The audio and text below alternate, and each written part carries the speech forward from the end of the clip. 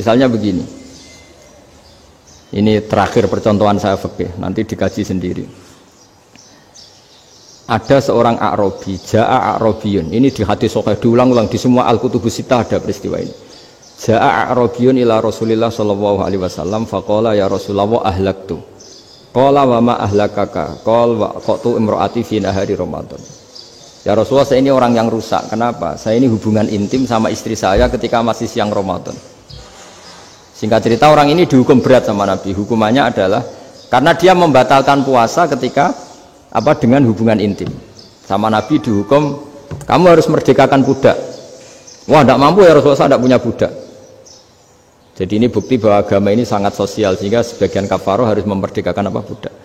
Kamu kalau gitu puasa 2 bulan. Yang baru puasa 2 hari aja kecelakaan malah disuruh puasa 2 bulan. Ya sudah, kamu ngasih makan 60 orang miskin. Saya ini orang paling miskin. Kok jadi sudah miskin agak hiper lah orang itu. Poso-poso kok gitu. Itu kata ulama, kalau orang Jawa gak mungkin makanannya tempe mendoan, gak mungkin itu. Di Jawa itu gak mungkin lah ada orang batal puasa karena hubungan intim. Ada istrinya gak cantik, cerewet, sang lanang mangane mendoan. Itu tidak mungkin, kecelakaan itu tidak mungkin. Tidak mungkin itu. Tapi kalau Arab mungkin karena makanannya daging. Singkat cerita, terus pertanyaannya gini.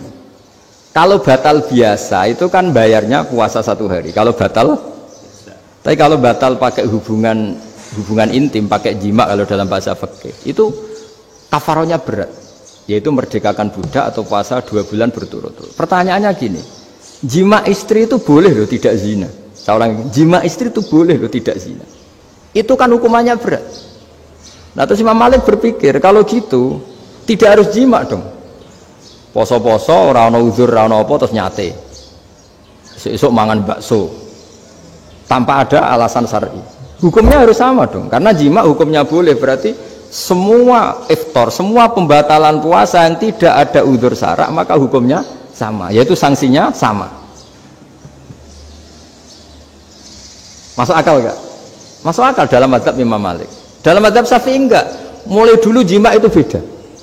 Kayak mertamu nih gone wong, mangan itu oleh, tapi nak gue bojomu gue jima nih gue harus nemen ngawure lah. Tetap beda. Dari Imam Syafi'i itu, pokoknya beda, jima sama makan itu beda.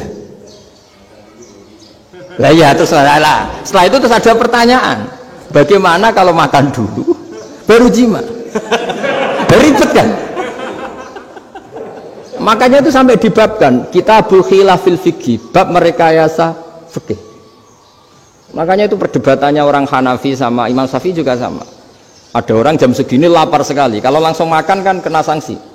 Ya pergi aja dulu, pura-pura ngaji ke Gus Bah gitu. Nanti kan jadi musafir kan?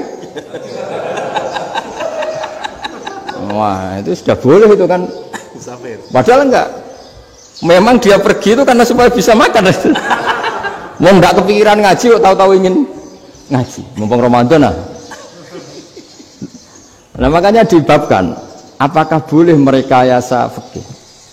Tapi fikih bisa apa coba? Dengan status kamu musafir, ya memang boleh iftar, boleh berbuka.